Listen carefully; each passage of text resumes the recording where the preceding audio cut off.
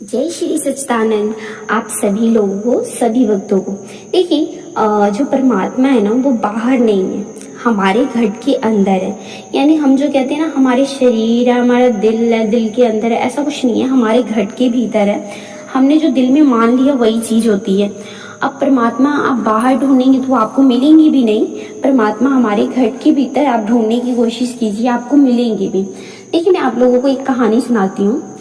एक दिन संत ज्ञानेश्वर महाराज सुबह सुबह नदी के तट पर टहलने के लिए निकले। उन्होंने देखा कि एक बच्चा नदी में डूब रहा है। तो उन्होंने क्या किया ना, वो बच्चा डूब रहा था तो समीप में ही, मतलब उनके आसपास ही एक सन्यासी जो था वो आंखें मूंद के बैठा हुआ था। तो संत जो ज्ञानेश्वर थे वो महाराज तुरंत नदी में कूदे और डूबते हुए बच्चे को उन्होंने बचा लिया। और बचाने के बाद फिर सन्यासी को पुकारा तो सन्यासी ने आंखें खोली तो ज्ञानेश्वर महाराज बोले, क्या आपका ध्यान लगा था?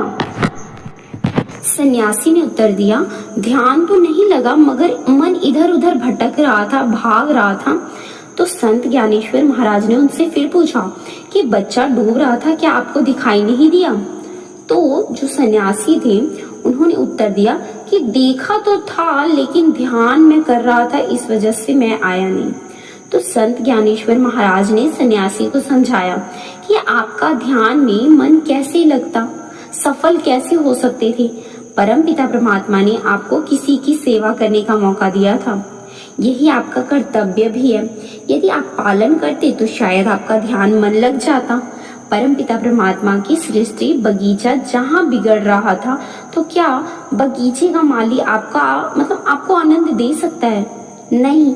तो बगीचे का आनंद लेना है तो बगीचे को संवारना सीखो, तभी तो जाकर माली आपको आनंद देगा। यदि आपका पड़ोसी भूखा सो रहा है और आप चुपचाप अपनी ही मस्त मगन में है, तो आप सोचिए कि ये समझिए कि आपके द्वारा शुभ कार्य हो रहा है, क्योंकि भूखा व्यक्ति उसी की छवि है जिसे पूजा पाठ करके आप प्रसन्न करना या रिझाना चाहते हो। क्या वह सर्वव्यापक नहीं है? वह तो कण कण में समाया हुआ है। इसीलिए कहते हैं कि तर्क का विषय नहीं बल्कि यह भाव का विषय है। परमपिता परमात्मा अनुमान नहीं, अनुभव का विषय है। अपने स्वयं की पहचान करके तुम उसकी पहचान कर पाओगे। यह पहचान मिलती है ध्यान से। महात्मा बुद्ध कहते हैं कि जब तुम ध्यान के लिए बैठे तो परमपिता परमात्मा से प्रार्थना